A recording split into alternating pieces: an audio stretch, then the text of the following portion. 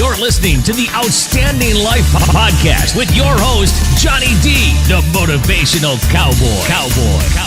As a motivational speaker, Johnny D impacts audiences around the world with his message of living the outstanding life. He's a best-selling author, MC, and two-time Grammy-considered artist. This podcast is a place where Johnny D can introduce you to his outstanding friends and share funny, interesting, and heart-provoking stories. Ladies and gentlemen, buckle up. Here comes your host, Johnny D. Hey everybody, I'm Johnny D, the motivational cowboy. Welcome to this week's Outstanding Life podcast. And before we get things kicked off, I want to say a big hello to all my friends listening on Dirt Road Radio, KYDT 103.1 FM. Good morning, y'all. Today we have a special guest, somebody that I've been interviewing for years. I cannot wait for you guys to hear this man's story. He is absolutely amazing. He's motivating. He's inspiring. He's a man of God. Ladies and gentlemen, please put your hands together right now for my good friend, Matt DiBenedetto, otherwise known as Matty D. Good morning, my friend. Good morning, brother. That's quite the intro. You talked me up, man. I feel honored. Hey, did you already get your workout in this morning? No, not yet. That's coming this afternoon. But yeah, I'll be doing my typical day of doing some weightlifting. Oh, awesome, man. Awesome. Hey, listen, I'm going to jump right into this. And again, Matt, I just want to say thank you, man. Thank you for taking time to come on the show and talk to everybody, talk about your journey. It's amazing. So, hey, what inspired you to pursue a career in NASCAR? How did you get started in this crazy sport? Not a totally conventional way, that's for sure. So nobody in my family was involved in racing or anything. I mean, my dad liked cars. He had a drag car for a short time, but much more than that. And I was 5 years old. He was my mom and my dad were in the living room, and my dad's flipping through the channels, and he passed by NASCAR, and I made him go back to it. And I kid you not, his quote was, "What the heck do you want to watch that for?" And so I made my parents watch NASCAR every single Sunday, and I also had a four-wheeler and a dirt bike, and I rode every single day, and that was literally all I did. I was outdoors or watching NASCAR, and that was it. And I played Little League Baseball. And on our team, one of the kids found out that I loved racing. My dad actually called me his little Jeff Gordon. The kid's dad came up and said, "Hey, we race out at a local dirt track called Cycle Land Speedway, and it's out in Chico, California." And that's actually ended up being where Kyle Larson and I grew up racing together. So we went out to the track, checked it out, and my dad asked if that's something I want to do, and the obvious answer came out. And so for my 7th birthday, I got a go-kart, and we started racing, and that was what kicked off the journey. 7 years old, you got your start. Yep, right at the young old age of 7 years old, man. And it was, we just did it for fun. We had no intentions behind it, and even after we were having, we were winning a ton and winning everything. I mean, it was just nothing more than a hobby, and it was truly from other people pushing us, saying, "You guys have to pursue this. You got to do more. Matt's, too talented at this." And so it was really other people actually pushing us to pursue this as more than a hobby. So your dad was obviously a team owner, crew chief. How long did it take for you to say, "Okay, Dad, you're done. We need to have somebody else come on board here and help me out"? my dad was actually he would call himself my handicap, because he worked on the carts and did everything, but wasn't like, I mean, he was fine mechanically, but we just kind of did it ourselves, an old school way. But yeah, it was, then we moved across country when I was 12 or 13. From other people pushing, and we were kind of ready for a change anyways. We lived in California, and we were ready to move somewhere different. So we moved to North Carolina because we knew this was race country, and everybody was pushing us saying, "You need to move to North Carolina." So we came and checked it out. And so we moved out this way and started racing 4-cylinder cars at Hickory Motor Speedway, and then limited late models, and then racing late models out this way. But all that got cut pretty short. Due to finances, we actually had to quit in 2007. We quit racing. We sold. I came home from high school one day, and our truck, trailer, race cars, everything was cleaned out. Our whole shop was cleaned out, completely sold everything. and not that my parents wanted to, it broke their heart. But they had to tell me like, hey, we can't do this anymore. We're, it's too tough on us financially and all. And I totally understood, obviously. But inside, I'm like, man, I don't like anything other than driving in circles. So I have one passion, and it's anything involving racing and cars. And so from that point on, to answer your question, I was pretty much on my own from then, and got super blessed, man, to just get an opportunity. Another late model team heard about us, quitting and not being able to do it anymore. And they said, man, they called us up, said, no, we got to put you in our car and you got to keep going. Matt can't be just quit racing. And so they put us in their stuff. And their equipment was way better than what we had. So we went out and were dominating in their stuff, and we won at Bristol. And I was like, oh, man, this is great. So that kind of kept my career going from there. So when for you was that aha moment? We all have had in our careers those aha moments that you're like, you know what, this is what I want to do for the rest of my life, or this is what I want to try to pursue. When was it for you, and how old were you? I think it's really been throughout a lot of the course of my life, and especially, when we had to quit racing as a family, as our own team. People would ask me, oh, what would you do if you're not racing? What's your backup plan? Whatever. I'm like, man, and literally through all the years, I could think on it as much as I want. I'd never have an answer, because I'm like, man, racing is my passion, like something to do with racing and cars. I just don't, that's my jam. That's my life. That's what I love. And so my aha moment was the fact that I could never answer the question. That's when you know that you've had that aha moment, when you don't want nothing else except to race. So did you give up like going to dances, going to prom, and all that kind of stuff that people have talked about? Because a lot of people don't understand, when you're a race car driver or anything you're passionate about, you give up so much. Were you on that plan as well? You gave up everything to be a race car driver? Yeah, there were in some ways, some sacrifices where, I had to miss a good bit of school, and our school had to work with me in our racing schedule and stuff, which was awesome.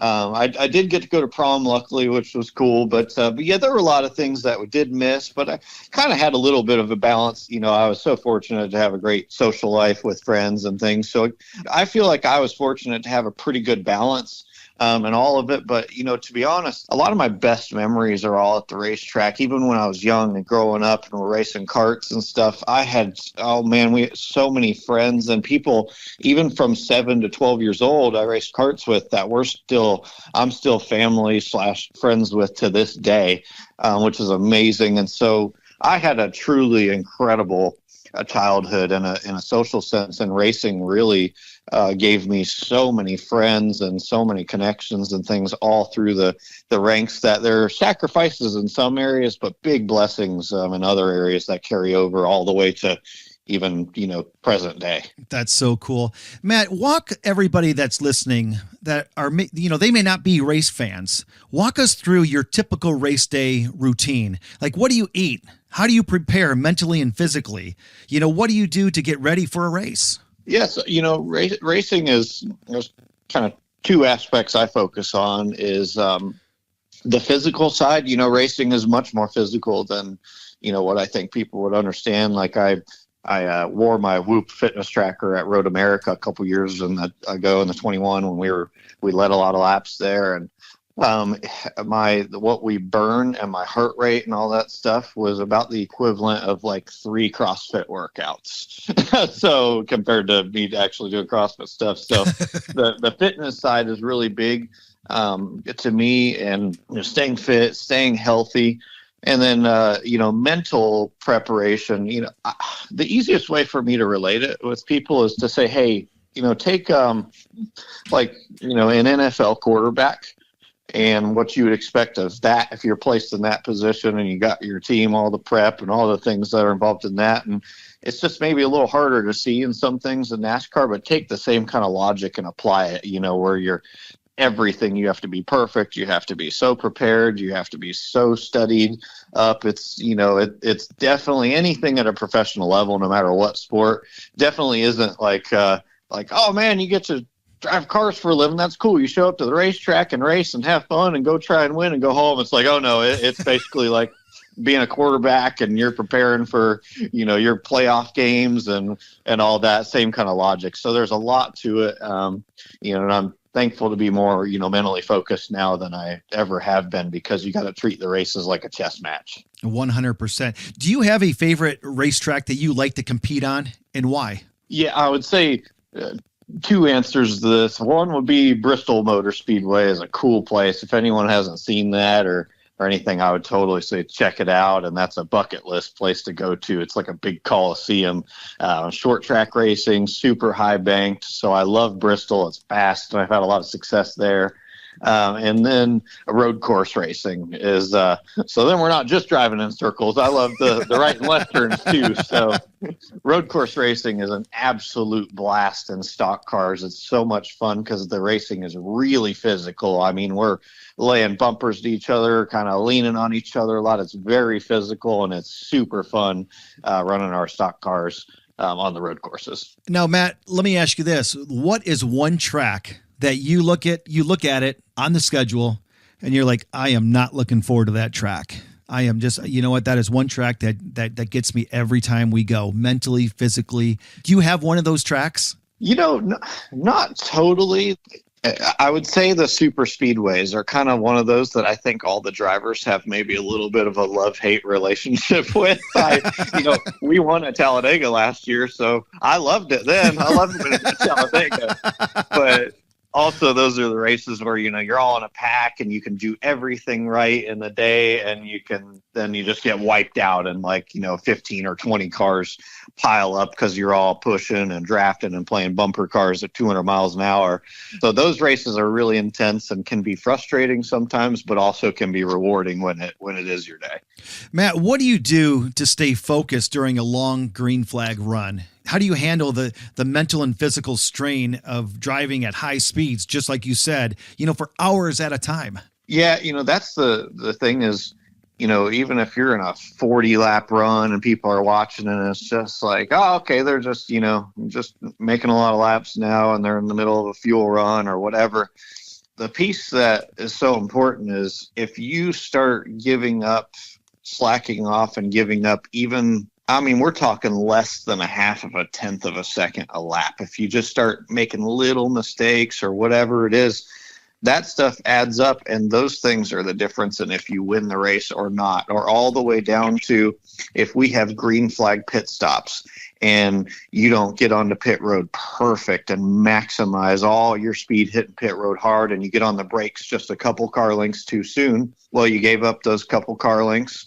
And then you could pit, and hopefully your pit crew has a good pit stop and all that. But that could be the difference in, oh man, but Kyle Busch got into the pits a couple car lengths better than I did, and then after it all cycles out, he could just sneak on by you, and then you could be stuck behind him, and he wins the race. So what people don't see is it's all the way down to the absolute finest details you can possibly even fathom, because those things are going to win or lose the race. So you have to be on it every single lap, all the way down to getting every single ounce of speed that your car or truck has in it, because that's going to be the difference maker in if you win or not. And oftentimes races come down to that all the time. Matty D, let me ask you this then. How do you deal with the setbacks or disappointments during a race, like getting behind early or experiencing, mechanical issues? I mean, you just said it. I mean, sometimes it's mental, sometimes it's physical, but how do you overcome those obstacles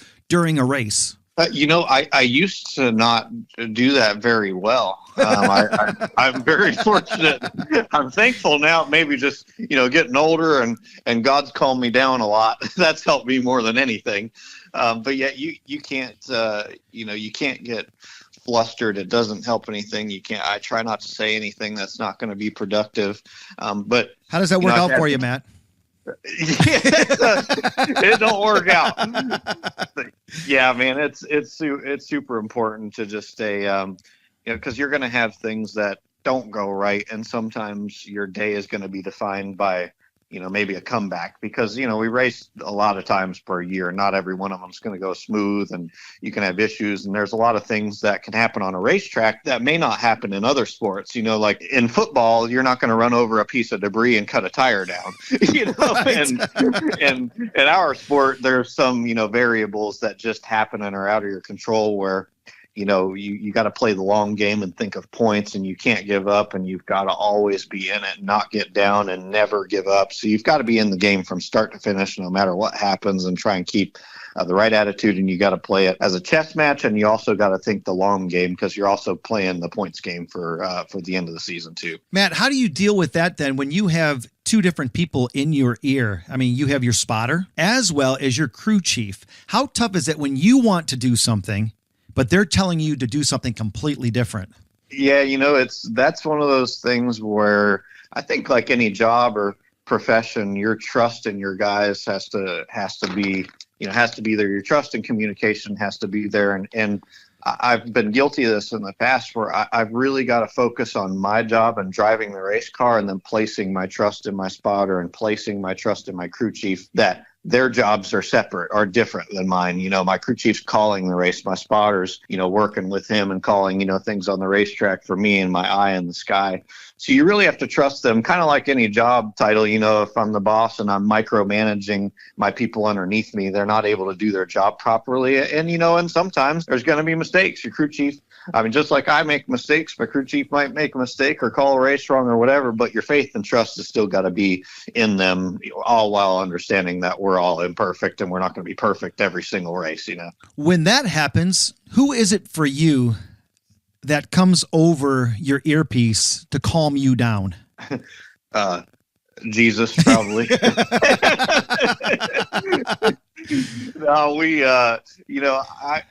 I mean this humbly, and not that I'm perfect. Sometimes we get flustered. Your emotions or your adrenaline and everything's out of control in the race car. But I had to really work hard on this for myself. I needed to work on truly treating racing as a non-emotional.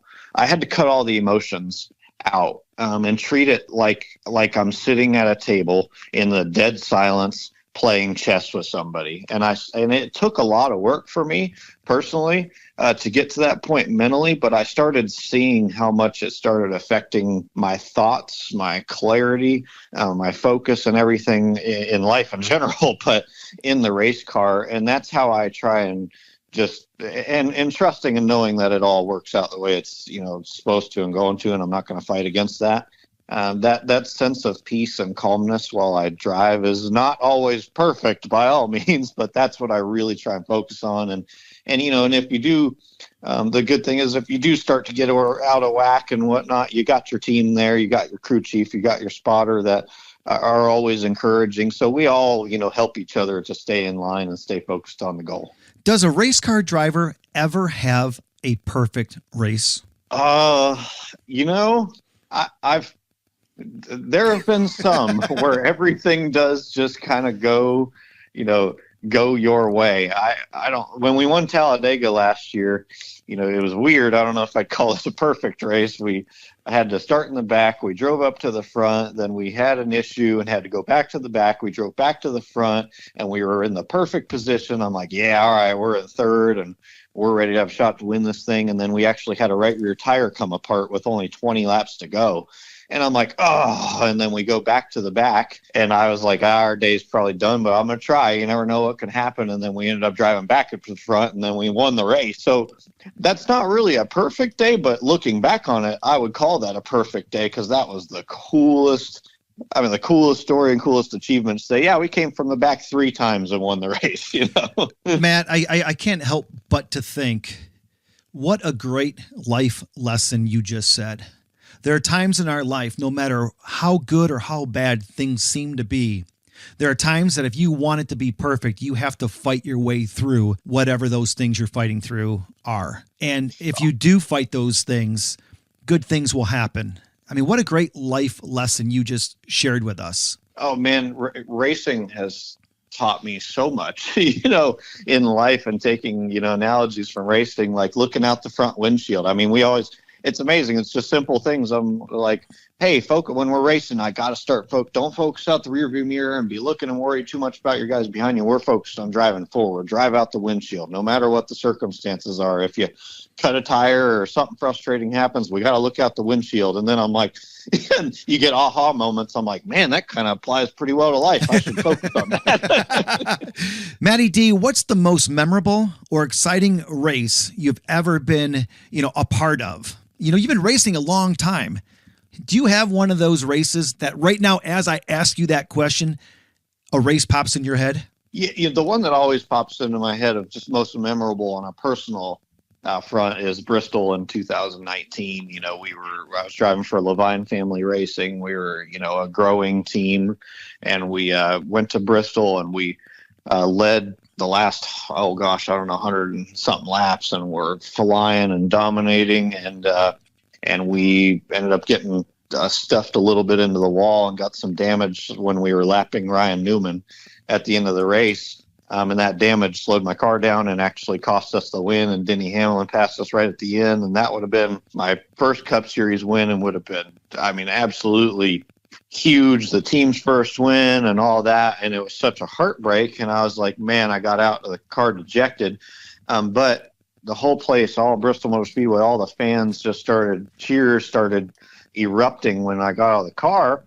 And honestly, I thought there was a fight or something, because I was like, oh, man, everybody's screaming. All the fans are screaming. Must be a fight or something.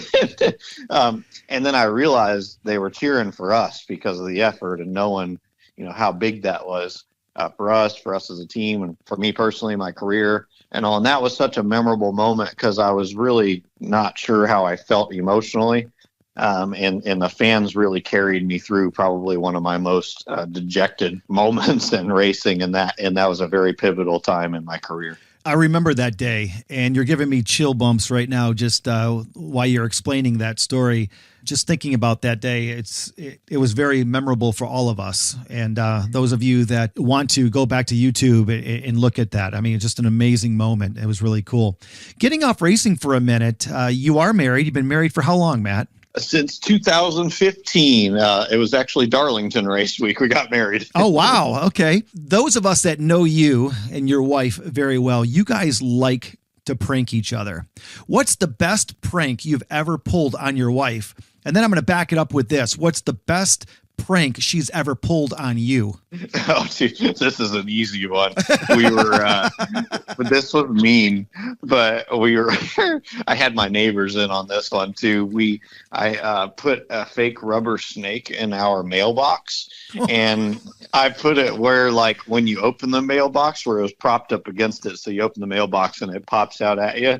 And I told Tay, I said, hey babe, I forgot to check the mail. You mind grabbing it today? And she went out there, and the poor girl screamed so loud that the neighbors heard it. All the neighbors heard it. And that one I kind of felt bad about, but I was like, man, that's a good one. I can tell that forever. Now, has she ever got you back? Man, what we're going to conclude out of this is that Tay's just too nice.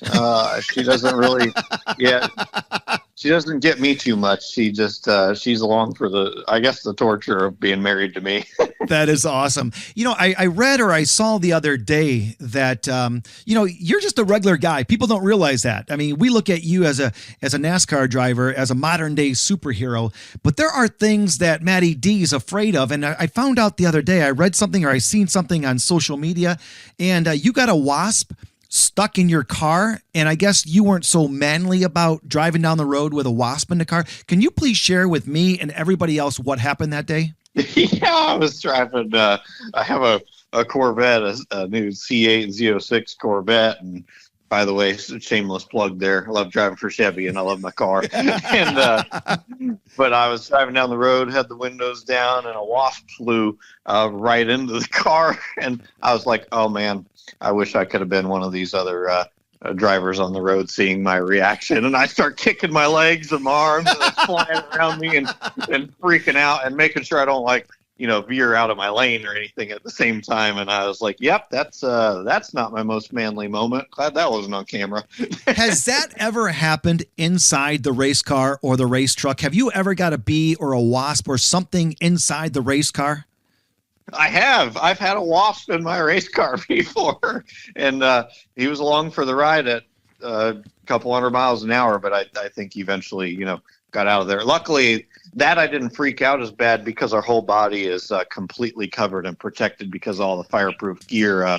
When I'm in my street car and he flies in, I was a little more exposed, so my reaction wasn't quite as good. That's what I think is so funny. I mean, you got the helmet on, you got the suit on, everything, and you guys are like swatting the bees out of the car like you're going to get hurt. I mean, it's hilarious to me. Yeah, exactly. And we're pretty covered head to toe, them cars to be fireproof, which is a good thing. Matty D, what advice do you have for some, aspiring NASCAR drivers out there that are listening right now that want to be you? They want to follow in your footsteps, or they want to just be on a race team. What advice could you give the men and women listening right now, or maybe their parents that want to get their kids into karting or into a car? Yeah, I've been super fortunate. I mean, unbelievably blessed to be where I'm at. And if I wasn't in, this place at this time, I can apply that logic for so many times over and over again. I wouldn't be where I'm at today. So, a lot of it was obviously in God's hands, and I'm blessed beyond measure to be where I'm at. And, what we tell people a lot is, if I was going back and we were doing it all over again, is when we raced as a family for fun and we first got into it and we're racing go-karts or whatever it is that gets you in the entry, level of the sport, if, finances and everything allows, sometimes along the way, it's easy to lose focus of the fun, of the fun that you have along the journey. And even if it is just racing for fun locally or doing something you enjoy or pursuing it as a career, I would say, not forgetting that it's just fun in general, even if it isn't, a career. Some of my best memories and like racing as a kid grew me as a human being, grew me as a person, like grew me in my confidence, being in that atmosphere. So it was, even if I didn't do it as a career, racing go-karts as a kid shaped my life and changed me as a person because it grew me so much. So that's one thing we really try and tell people is, hey, don't take some parts of it too serious and enjoy the ride. But as far as kind of a different part to that answer is, or to that question is, if you are pursuing it further, I'm trying to make it professionally or, to the next levels. The one thing I was always missing on, and this has all helped me grow in this area, is the business side of it all is very important, because racing is, it's an expensive sport. And I don't like to be like telling people like, oh, if you don't have a bunch of money, don't do it. It's more so like, hey, this helped grow me as a businessman, because the sport does require, sponsors and partners and things. And I had to actually grow as a business person to kind of tie this all together to make it work to be where I'm at today. So it definitely goes beyond just the part where we're sitting behind the steering wheel. Matty D, you have some of the most loyal fans I've ever seen any driver have. Has any of your fans ever given you like a good luck charm, something to carry inside that race car or that race truck? Yeah, I've gotten all kinds of really cool gifts and things from fans, and I'm so fortunate. I have an amazing fan base that has followed me through thick and thin and supported me even through my careless mistakes and all. I mean, I've done plenty of dumb things too along the way. So one that stands out to me just off the top of my head is there's one fan. She's like, they're wonderful people.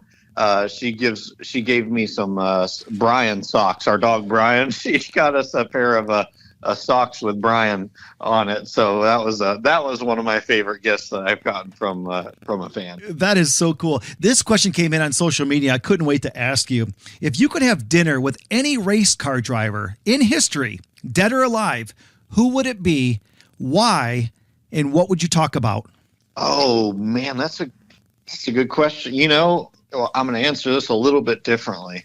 I feel like a dream of mine did come true, and I did get to do this, experience this back in 2018, I believe it was. I got to go to Richard Petty's house out in Wyoming, and we rode snowmobiles for the week. I got to spend time with him and his family and stay there as if I was, family.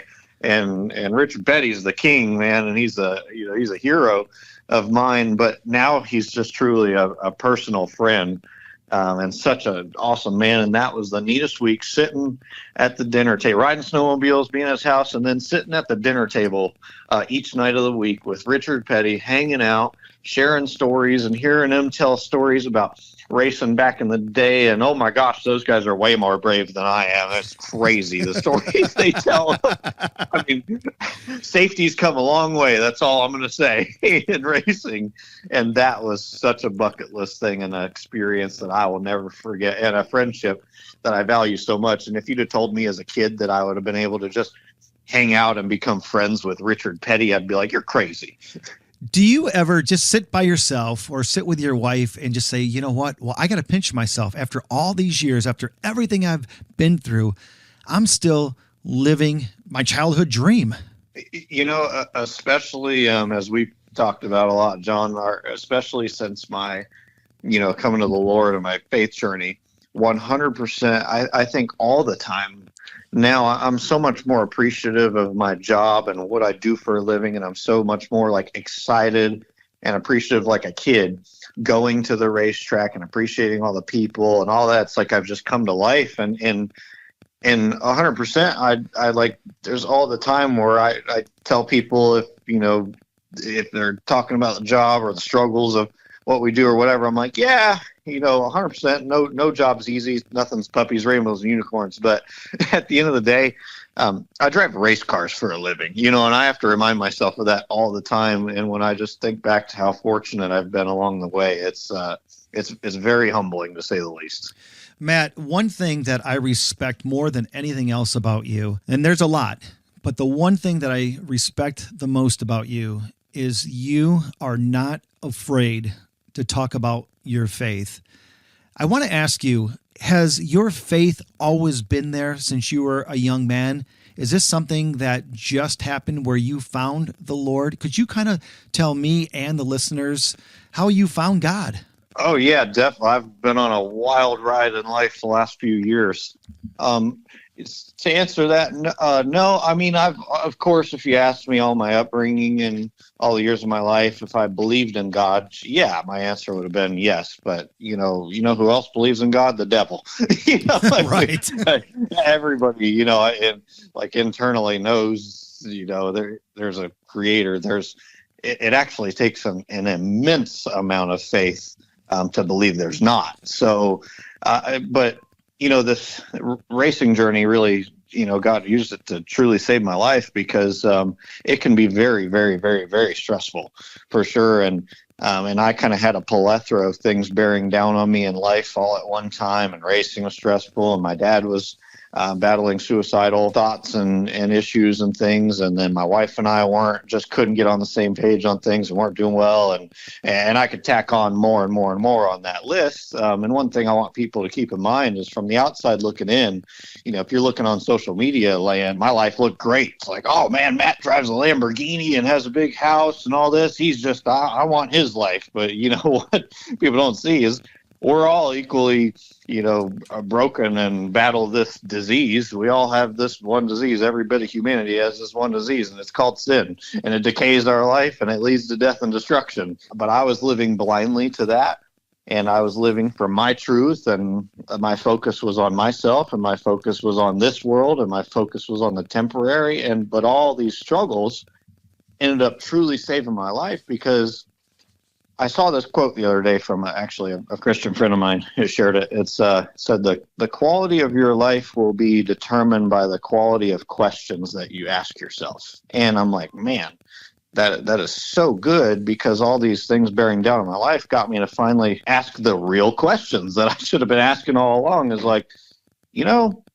what is the point of all this? And then people started asking, when are you having kids? And I started feeling, and I probably for a little bit was probably pretty dark to be around, because I'd be like, when are you having kids? And I was so vulnerable and just so tired. I was like, well, what's the point? And that'll get some weird reactions out of people when you ask a question like that. What's the point? Wow. Like, And my dad actually asked me, when are you having kids? And they were starting to push on that. So what's the point? He's like, oh, well, you raise them and you see them ride a bike and, all these beautiful things. I'm like, oh man, I can't even imagine. I would jump in front of a car for my dog. Right. I mean, I love him so much. It hurts my heart, so I'm totally in agreement with you on that part, but I'm like, but if my little girl or little boy came up to me and said, Daddy, why do I have to die? And if I didn't have a true answer for them, not what my belief is or what my truth is or what I think. No. If I don't have 100% of a truthful answer and knowing it, not just thinking it, not having some kind of religious belief about it, I needed to know the truth. If I can't tell my kid the truth, then no, I refuse to have kids. And that's where I got to in life. And it got me to start opening my heart up and asking those questions. I started to pray, and then, what started happening was people started getting thrown in my path. and I was, just blessed beyond measure. People started coming into my life, and it got me to start, opening my heart more and more and more. And then I got to the point where, I understood that we were in a spiritual battle, but I needed to know 100%. And I cried out to God. I'm shortening this all up, but I cried out to God one evening, and when I felt so broken. And I just said, God, I need to know you. I know you're real. I know this, but I need to know you. I'll give you all of me. I just need to know the truth, and I'll give you my life and whatever. And I knew very little about the Bible, just other than I was YouTubing and starting to open it up and read a little bit. But it brings me to Jeremiah 29:13 says, you will seek me and find me when you seek me with all of your heart. I truly gave all of my heart and was seeking God above everything else. Not like, oh yeah, he's there and that's cool. Like, no, I needed him. I realized my need for knowing that there's more than just this temporary world of where 10 out of 10 people die. I don't mean that in a morbid way. Now I know the truth, so I'm totally free from that. Death has no claim on me. I have been born into eternity. I've been born again. I know, I used to make fun of that. I used to make fun of people if they said they were born again, and now here I am telling people like, no, God's kingdom is real, and my identity, especially in a world right now where we have a major identity crisis, and it makes my heart hurt because the world's struggling. And when I changed my identity from myself to putting my identity in Christ and putting my identity in the absolute truth, and understanding that God didn't come to condemn the world, he came to save it, and understanding that what we are reflected in truth is actually a beautiful thing. And the Bible is a love story. And when I learned how important my life is and how eternity is real and we have free will to choose, all these things just radically changed my life. And I was born again, and the Holy Spirit came to dwell in me, and I came to life for the first time. And man, to wrap up kind of this, I always talk about the song Amazing Grace. It says, Amazing Grace, how sweet the sound that saved a wretch like me. I once was lost, but now I'm found. Was blind, but now I see. I am so thankful every day that I was truly blinded by myself. I was in my own way. And when I started putting God first over myself, he has changed everything. My dad doesn't battle suicidal thoughts and depression anymore. My wife and I couldn't be any better. My life is filled with God's peace and joy and happiness. And every day I can't help but just praise him for what he's done for me. Matt, you are amazing. Amen, brother. Let me ask you this, though. God kept racing in your life, and you got to be blessed for that. But you also have what I think is one of the most awesome sponsors. Not only do you have an awesome sponsor, but they let you be you. How important was that for you to come back to racing with this, being born again and finding the right sponsor to back you? Oh, 100%. And, I've made so many mistakes along the way, and I'm so thankful for having people like Curtis Sutton, who owns Rackley Roofing, to believe in me and get behind me and still allow me to be me and drive race cars for a living. So yeah, man, I'm just more thankful now than ever for what I do for a living, and I'm thankful to be in a place at a race team that supports me and is behind me 100%. And and there's a balance. Like when I'm sitting here on here, obviously talking with you, I can talk pretty more openly about it. But there's places in the corporate world where we have to be aware and understanding of treading that line properly. So I just pray that God uses me and my racing career to just spread his light and spread his love for others. And it doesn't necessarily have to mean like preaching and sharing my whole testimony, just the fact of praying that God shows what he's done for my life, and maybe his joy and his light just kind of reflects through me. And you don't always have to be preaching the word or the message, just living it and showing that, I don't live for myself. I live for him, and that it doesn't matter what our job is or what we do for a living. He can use anything and anybody for his glory. No one person or no one story better or bigger than another. Amen. Matty D, hey, if someone's listening right now and they're like, man, I really like this guy. This is awesome. I want to learn more about him.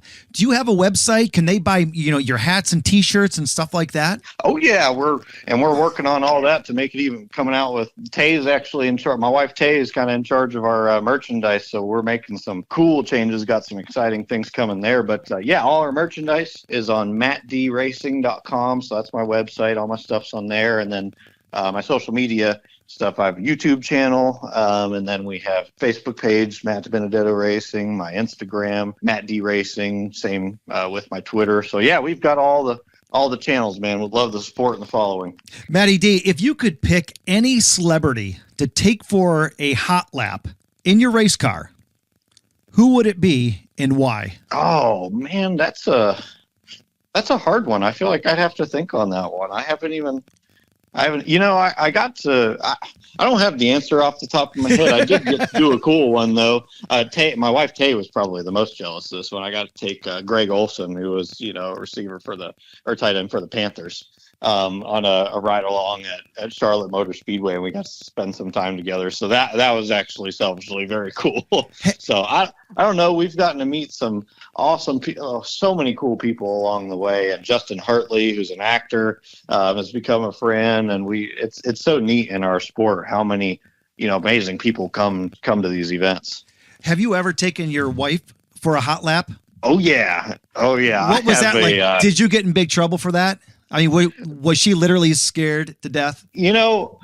My wife is like, sometimes I think she's more brave and more manly than I am. So I've got a tough one, man. Matt, they say behind every good man, there's a better woman. That applies 100% in my life. And so I have a Camaro, a ZL1 1LE Camaro, and it has race seats, roll bar, race suspension, the whole deal. And it's mostly a track car. I can drive it on the street, and I do, but it's basically like driving a race car down the road. But I take that to track days, and it's super fun because it's an opportunity for me to just have friends or my wife come and take rides with me and ride passenger seat at like Virginia International Raceway and a couple cool places around here.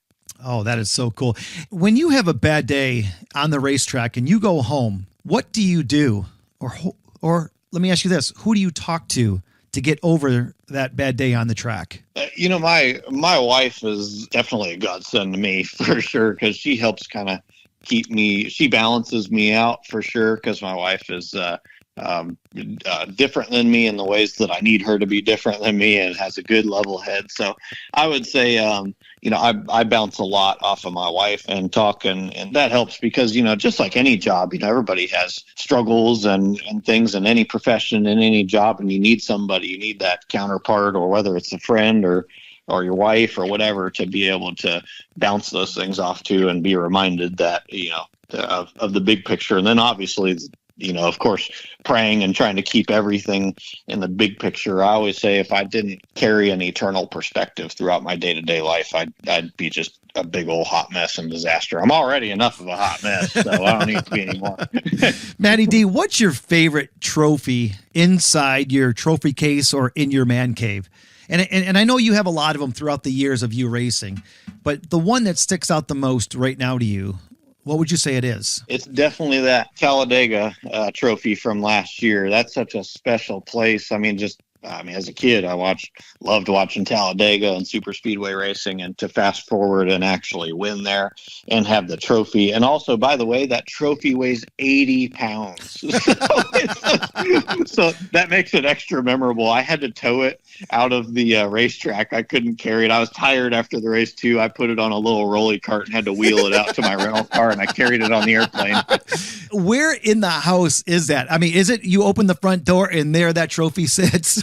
It's actually in my office. We have a big trophy case built right in my office behind my desk where I sit. So it's a really cool backdrop, by the way. So all my virtual meetings and everything I do, we got Talladega trophy right in the background. Oh, that is so cool. Do you ever like talk or sing to yourself inside that race truck?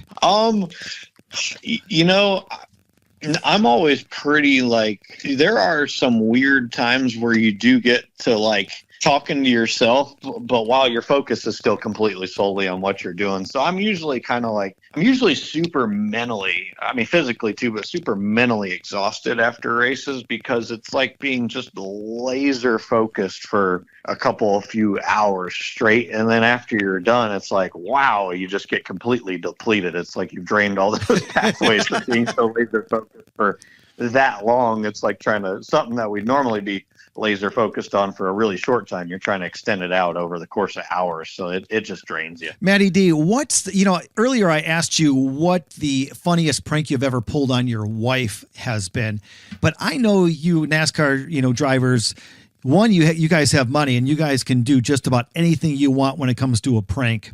But what's the funniest prank you have witnessed or pulled on somebody in your racing career? Oh man, I was, this is brutal. I'm going to lose some fans on this one. We should cut the interview now.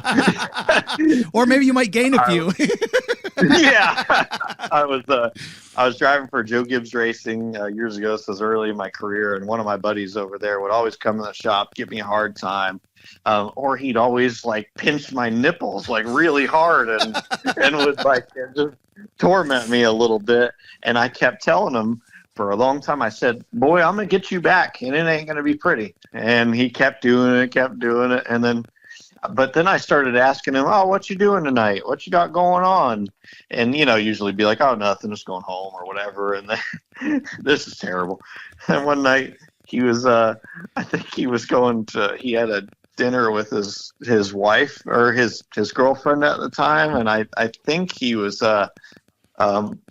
I think this I'm just going to out myself here. I think he was actually proposing, and I went to and I knew he was still going to make it on time, but I gave him a little panic. I went to the shop while he was working, and I went out in the parking lot and I jacked his car up, put it on jack stands, took all his tires off and took all the air out of his tires. And then I left and went home. So that was brutal. I didn't expect that at all. That is hilarious. Hey, do you ever sing karaoke? And if so, what is your go-to karaoke song? No, I don't, because nobody will ever want to hear that. It ain't going to be pretty. I leave that to my wife. So, if my go-to karaoke song would be, man, I don't know. I like listening to, it's like my gym playlist. I like listening to some Toby Mac songs and stuff and singing along, but you don't want to hear me singing out loud. It's just not going to be pretty. That's why I like singing at church, because nobody can actually hear me because everybody else is really loud. And the music's loud. Exactly. And everything else. Yeah, I can sing along then out loud, and I'm good because I'm drowned out by everybody else. Right. Hey, Matt, with just a couple minutes left, I'm going to play this or that with you. Beach vacation or mountain getaway? Oh, beach for sure. Tay's going to be on that same page too. Are you an early bird or a night owl? I used to be a night owl, but now I'm waking up earlier. Movie theater or streaming service? Movie theater because of the popcorn. Home cooked meal or a takeout? Everybody knows I love to cook, so definitely home cooked meal. Let me ask you this: a comedy or a drama movie? Oh, definitely comedy. Camping or staying at a hotel? We have a camper and we love some camping, so that's our jam. All right. Online shopping or in-store shopping? Probably online. I'm not a good shopper. Are you a runner? Or do you like cycling? No. It would just be weightlifting. That's my passion. And the last one, would you rather text or call somebody? Definitely text. All right, one more. Board games or video games? Video games, but I would have to take it a step further and say iRacing. That I've been on since 2009, and it is fun. Winter sports or summer sports? Summer. Matty D, I can't thank you enough for coming on the Outstanding Life podcast, but I cannot let you go without asking you to end this podcast with a prayer. And if you could you bless us all with a prayer? Absolutely, man. I'd be honored and humbled to. Yeah. Lord, thank you for this time with John, and thank you for his podcast and the ability to reach, so many wonderful people tuning in and listening. And God, we just pray that you bless each and every one listening to this podcast. And thank you for the time that they've spent with us today, Lord. And we pray, if any of them don't know you personally, God, and have that personal relationship, Lord, we just pray that you bless them and reach out to them and bring them right into your presence and to be born into your eternal kingdom. And we just want to thank you so much for your truth, your peace, and your love for us, Lord. In Jesus' name we pray. Amen. Thank you so much. That's Matt DiBenedetto, Matty D. Make sure you check him out online on social media. Make sure you pick up one of his new hats, one of his new t-shirts.